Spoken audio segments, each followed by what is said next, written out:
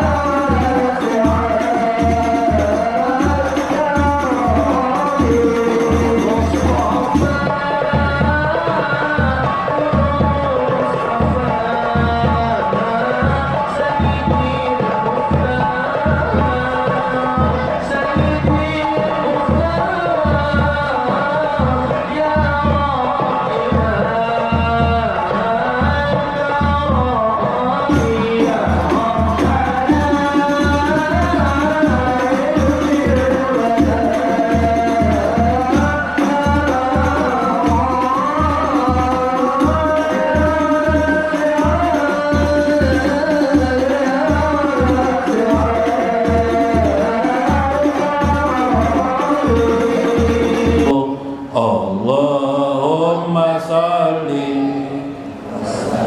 ala Sayyidina Muhammadin fatihil maghfirah salatan taghfiru li biha wa walidayya wa auladi wa jamil muslimin wa tufariju biha kurbati wa saqai wa taqdi biha hawaiji biadadi ilmillah.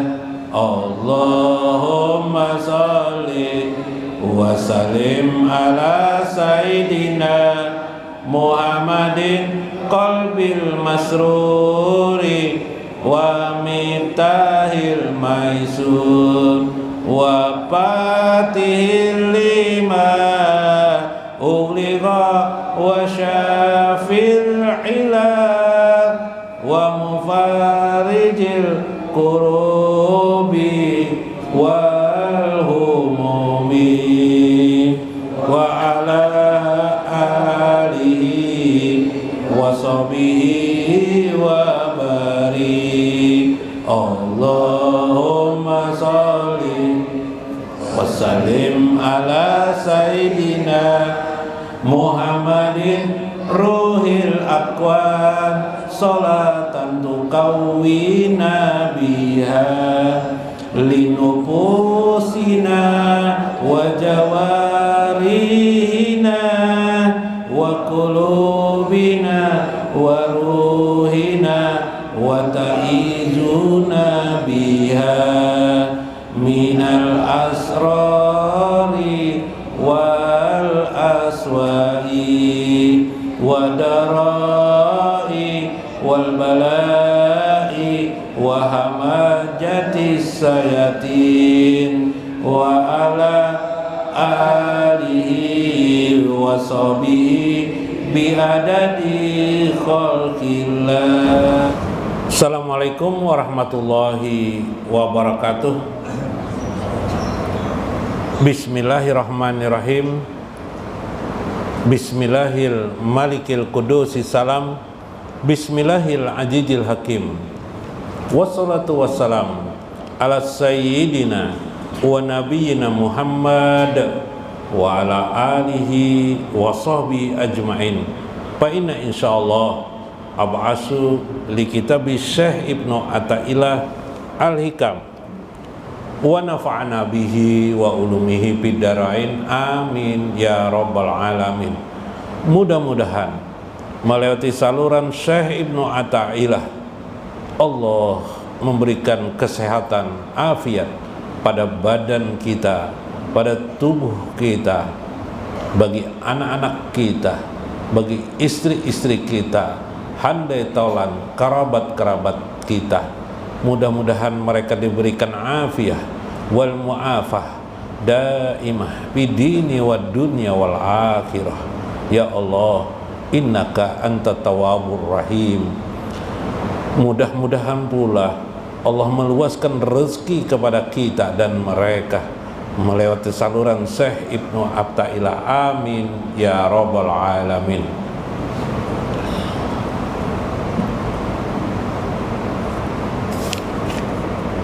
Paqala al-mu'allifu rahimahullah, berkata Syekh Ibnu Athaillah, subhanaman lam yaj'alid dalil, subhanaman lam yaj'alid dalila ala awliyaihi illa man haitsu dalili alaihi wa lam yuwassil ilaihim illa man arada ayyuwassilhu ilaihi. Subhanaman lam yaj'alid dalila, maha suci Allah tidak menjadikan adanya dalil, petunjuk, tanda-tanda ala auliyaihi, tentang para aulianya, sehingga mereka tetap menjadi misteri.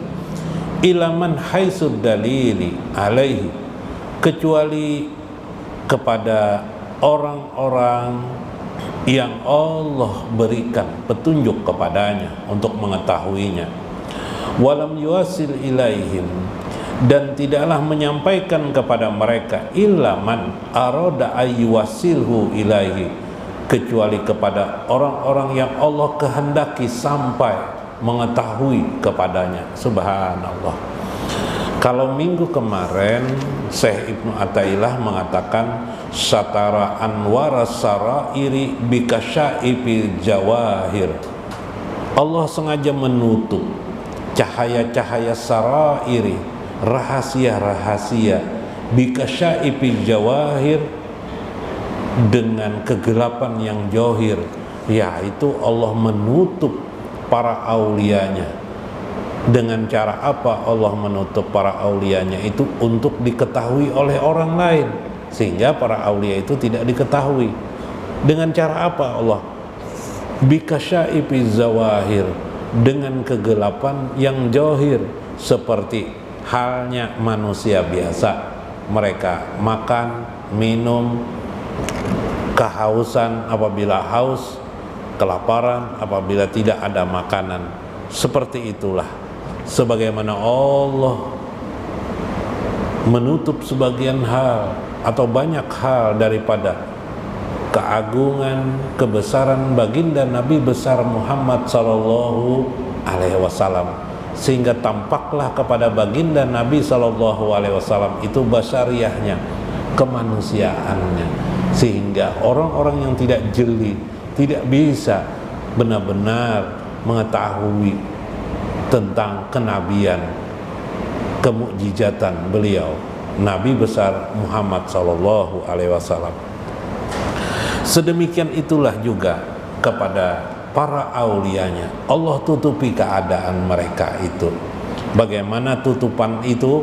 Ternyata adalah memang disengaja Allah menutupi dalil itu. Jadi sulit memang mencari aulia Allah itu. Namun kenapa jadi Syekh Ibnu Athaillah mengisahkan masalah ini? Rupanya mulai abad-abad, kalau Syekh Ibnu Athaillah ini hidup sekitar 637 Hijriyah, atau kira-kira kalau di Masehikan itu sekitar abad 12 Masehi. Abad 12 Masehi. Abad 12 Masehi sampai kepada abad 13 Masehi. Kita sekarang abad berapa? Abad 20? Abad 21 kah? 21 lah. Abad 20 menuju abad 21, sudah berapa ratus tahun. Rupanya mulai dulu soal-soal aulia Allah ini misteri. Memang dimisterikan oleh Allah Subhanahu wa ta'ala.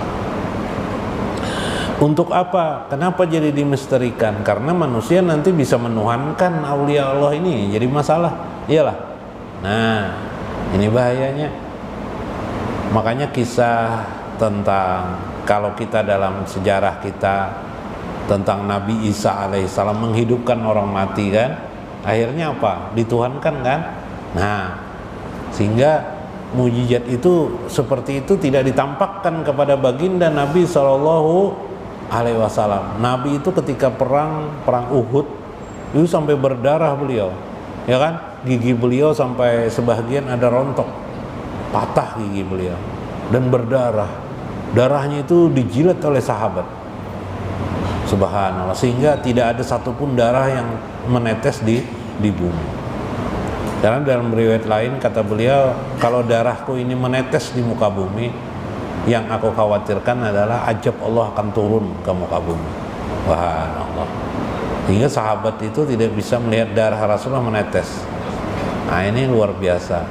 Bahkan ketika Rasulullah berbekam, Rasulullah mengumpulkan darahnya, kemudian darah itu disimpan. Ada sahabat yang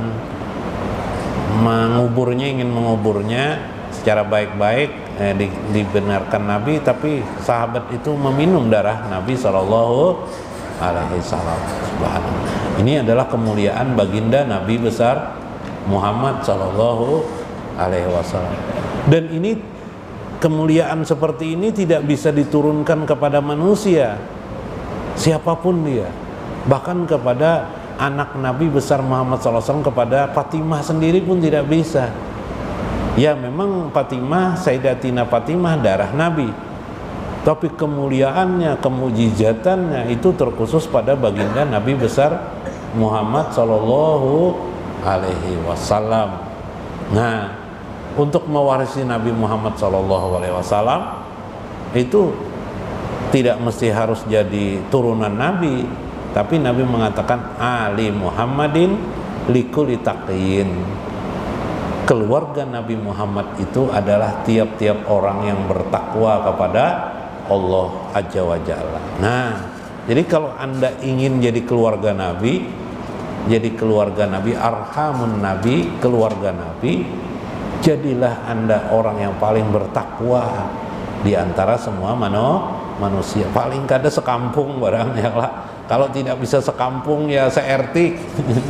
Se-RT menjadi orang yang paling bertakwa. Atau tidak bisa se-RT, ya 7 buah rumah.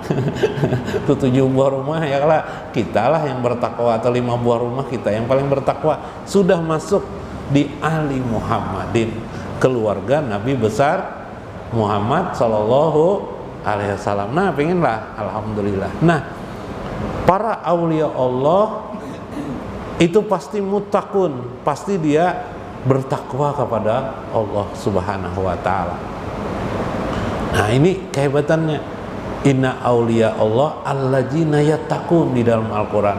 Sesungguhnya para wali-wali Allah itu yang paling bertakwa kepada Allah Azza wa Jalla. Maka aulia itu pasti adalah keluarga baginda Nabi Sallallahu Alaihi Wasallam. Tapi persoalannya mereka misteri, dirahasiakan. Yalah, dibuka-buka sedikit nanti ditutup Tuhan. Misalnya firman Tuhan, Inna aulia Allah la khaufun alaihim walahum yahjanun. Sesungguhnya para aulia Allah itu la khaufun, tidak merasa takut pada diri mereka. Maksudnya tentang kehidupan ini. Kalau kita kan takut-takut, gimana bulan ini kita bisa jaka hidup, ada jaka rezeki Allah pada diri kita ini. Apa kita ini takut? Gimana kalau sakit ini, saya ini sakit ndak bisa tidak ada orang bisa memberi makan di rumah. Kita takut. Perasaan takut itu ada kita. Sementara para aulia Allah hilang mereka dengan keyakinan kepada Allah Azza wa Jalla. Nah, sulit kan? Karena itu ada di batin seseorang. Ya enggak? Enggak ada terlihat johir, itu susahnya. Sehingga kita melihat di jalan-jalan tidak bisa.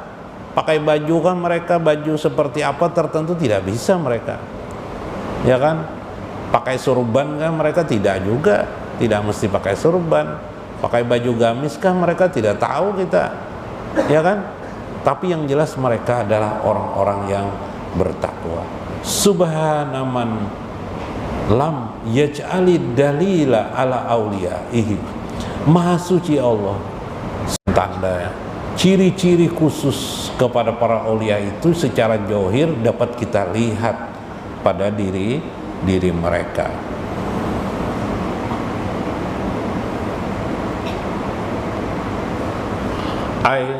Ihtida wal wusulu wal istidlalu ala auliyaihi ila min haisu min jihati dalili alaihi. Allah sengaja menutup mereka petunjuk dan segala anak tangga yang menyampaikan kepada mereka al istidlal, dalil atau ciri-ciri khusus secara johir. Ciri-ciri itu tidak ada. Misalnya orang makan nasi itu 1 piring kenyang, tiba-tiba misalnya ada tandanya Sidin makan 1 suap nasi aja kenyang Sidin. No, berarti itu aulia Allah tidak ada seperti itu. Sama aja seperti kita. Ya, kalau tidak dikasih nasi kelaparan juga dia. Yalah. Nah, tapi hati batin mereka sangat kuat. Tentu para aulia Allah itu adalah orang bertakwa. Min jihati dalili alaihi, yakni innahu mumasil li jalika fa'annallaha muhtajabun bil aqwani anil makhlukin. Allah sengaja menjadikan dari berbagai keadaan itu Allah menutupinya dengan keadaan alam semesta ini bil akwani anil makhlukin, daripada makhluknya, wahtadauhum ilaihi wa usuluhum ila ma'rifatihim. Namun seyogyanya kita juga harus mengetahui keadaan mereka jika perlu, guna kita ma'rifat kepada Allah aja wajalla. Nah, kenapa 5 aja? Ternyata kelebihan aulia Allah itu, ujar Syekh Ibnu Athaillah, mereka itu ma'rifatullah, mengenal Allah aja wajalla. Inilah perbedaannya dengan yang lain. Nah, bisa diambil sirot jalan di sini, mereka ma'rifah kepada Allah aja wajalla. Amrun asirun, ini persoalannya adalah amrun asirun, perkara yang sangat sulit dipahami tentu saja. Fa'ijah hasala zalika li ahadin kana minhatun azimatun wa minnatun jasimatun.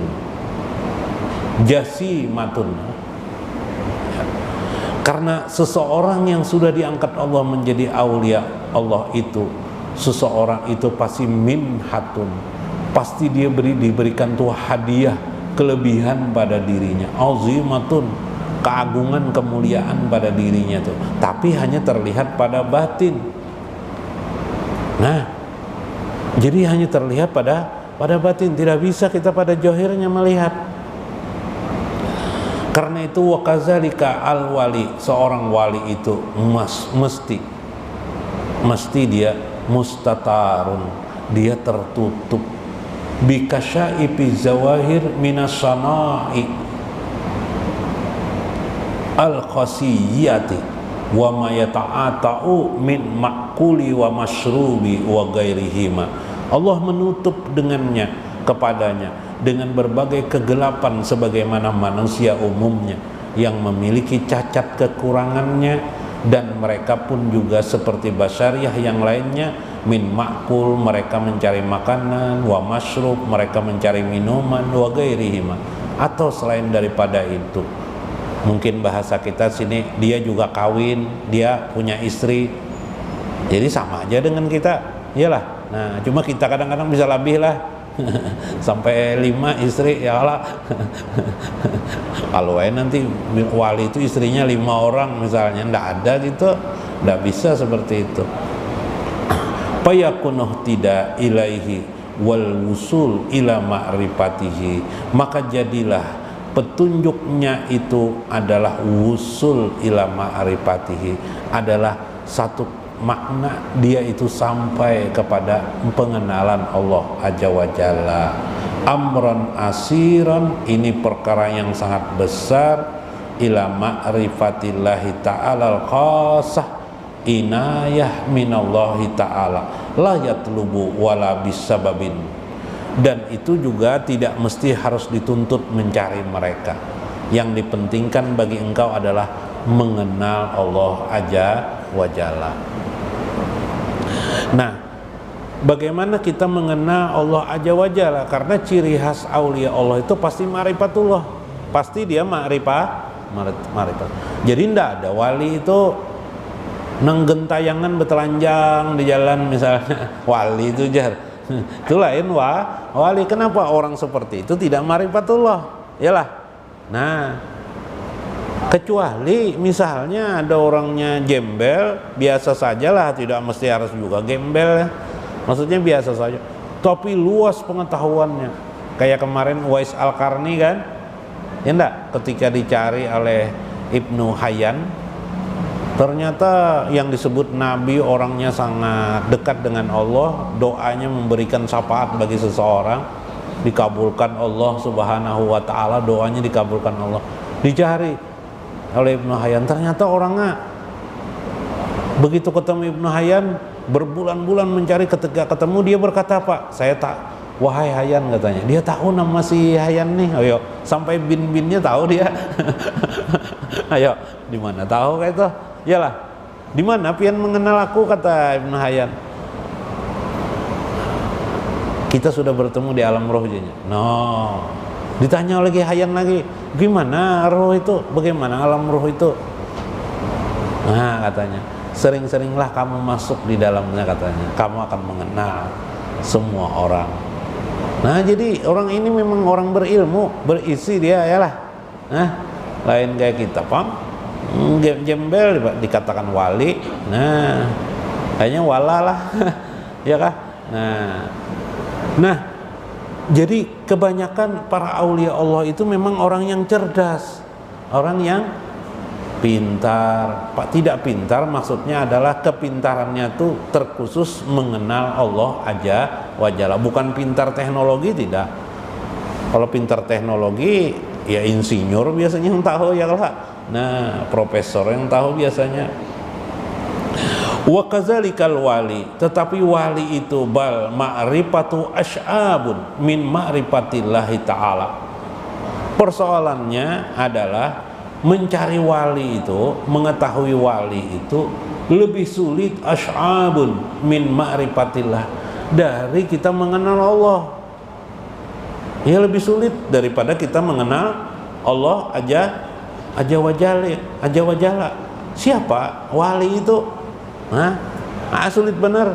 Lebih baik kita belajar ma'rifatullah, yalah. Tapi bagaimana belajar ma'rifatullah itu?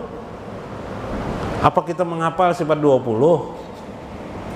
Sifat 20. Nah, kadang ada juga orang kan ma'rifatullah itu ilmunya sama dengan sifat 20 katanya. Sifat 20 itu kan ma'rifatullah juga. Sifat 20 itu pelajaran, itu namanya adalah ilmu tauhid, ilmu tauhid. Jadi di situ ilmun secara bahasa bukan irfan. Nah kalau ma'rifatullah itu asal katanya adalah irfan, arafah. Ilmun itu artinya mengetahui. Yang namanya mengetahui tidak mendalam lagi masih. Yalah. Anda mengetahui ini, mengetahui enggak? Anda mengetahui ini air dalamnya. Ini merek apa misalnya, tahu sampai di sana saya. Bagaimana pembuatannya Anda tidak tahu kan? Kapan ini dibuat Anda tidak tahu. Yalah, susahnya bukan main kalau mengetahui itu. Nah, di atas ilmu itu ada namanya irfan, mengenal. Bahasa lainnya adalah mengenal Allah Azza wa Jalla. Saya tahu Allah itu mengetahui, Allah itu kudrat, Allah itu maha kuasa, Allah itu maha berkehendak. Yalah, tahu semua. Anak kita pun mungkin tahu. Bahkan hafal dia wujud kidam bako mukhalafatulil hawadis qiyamuhu binafsi, ya kah? Nah hafal, mereka hafal. Tapi pertanyaannya adalah bagaimana menerapkan dalam kehidupan sehari-hari yang disebut dengan ma'rifatul hal, yang oleh Syekh Al-Hujiwiri disebut dengan ma'rifatul hal. Bagaimana dalam aplikasi hidup sehari-hari menyadari, mengeksistensikan sifat-sifat Allah Azza wa Jalla dalam kehidupan sehari-hari sesuai dan pas, tidak menyalahi apa yang dikehendaki oleh Allah Azza wa Jalla. Ini yang sulit, ini yang tidak bisa. Dan tidak bisa abakadabra duduk di bawah pohon kelapa misalnya di Tamban sana misalnya duduk lalu bisa, tidak bisa. Kita harus mesti belajar. Belajar ini kepada siapa? Kepada seorang guru. Andaikan kita tahu guru itu ada wali, kita harus belajar dengan beliau, dengan wali itu. Namun karena wali itu misteri, kita tidak bisa. Yalah. Nah, jadi kita cari apa? Paling tidak kita cari guru-guru yang johir, yang mendekatkan kita kepadanya. Yalah. Ya setengah wali barang. Kalau tidak ada juga setengah wali, kan ada istilah setengah dewa aja kan? Manusia setengah dewa yalah. Nah, setengah wali. Kalau tidak ada juga wali, setengah wali tidak dia, turun lagi kepada yang bisa menjelaskan bagaimana mengenal Allah Azza wa Jalla. Bagaimana contoh mengenali Allah itu? Contoh mengenali Allah itu bagaimana? Ada mengenal Allah pada sifat dan kehidupan alam semesta ini. diri kita. Ya Kak, ada banyak rumpunnya. Ada mengenal Allah melewati pengetahuan waskita kehidupan sehari-hari yang bersifat alam semesta. Misalnya mengenal Allah, bagaimana cara mendekati Allah. Mengenal Allah, bagaimana yang Allah suka, ridho orang mendekatinya. Karena kita tidak tahu, kita ibadah aja habis-habisan. Sholat malam 100 rakaat, ya kalah. Sholat aja kita beribadah, mendekati Allah kata kita. Apa Allah itu suka? Ternyata itu nilainya hanya disebut dengan taat. Ujar Ibnu Abbas, itu namanya ibadah. Yang dimaksud dengan firman Tuhan, wa ma khalaqtul jinna wal insa illa liya'budun, tidaklah aku ciptakan jin dan manusia kecuali illa liya'budun, beribadah. Makna ibadah yang sesungguhnya adalah arafullah, mengenal Allah, ma'rifatullah, mengenali Allah aja wa jalla. Nah, berarti mendekati Allah. Jawahari ini, tubuh kita ini terbatas, sedangkan Allah maha tidak terbatas. Tubuh kita ini terbatas. 100 kali aja rakaat sudah sholat, liut dah. Habis sholat isya aja sudah mengeluh, banyaknya tuh 4 rakaat nih jar, ya lah. Nah, jadi ada cara orang mengenal Allah Azza wa Jalla. Melewati apa? Melewati para guru-guru yang tersebar di mana saja di kalangan umat Islam yang mendekatkan diri kita kepada Allah Azza wa Jalla. Inilah penting perbedaan memahaminya, bahwa kalau ilmu itu pengetahuan saja, kognitif, tapi bukan haliah lagi, belum diaplikasikan dalam kehidupan, maka ma'rifatullah adalah aplikasi dalam hidup ini.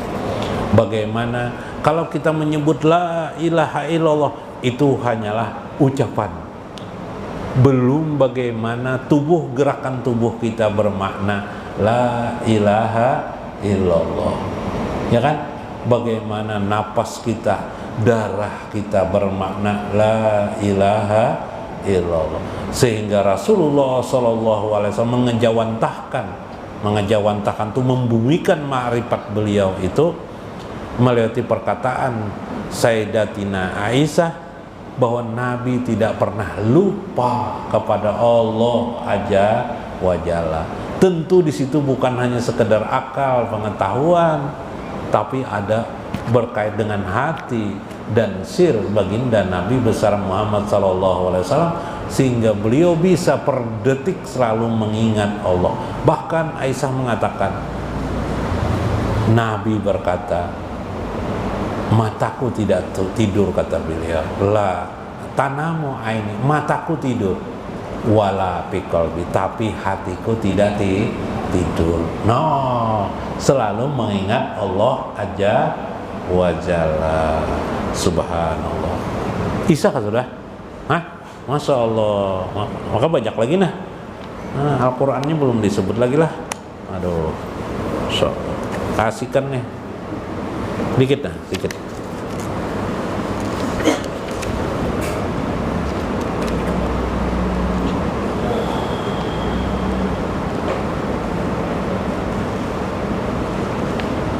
Atau kita tutup aja dulu lah.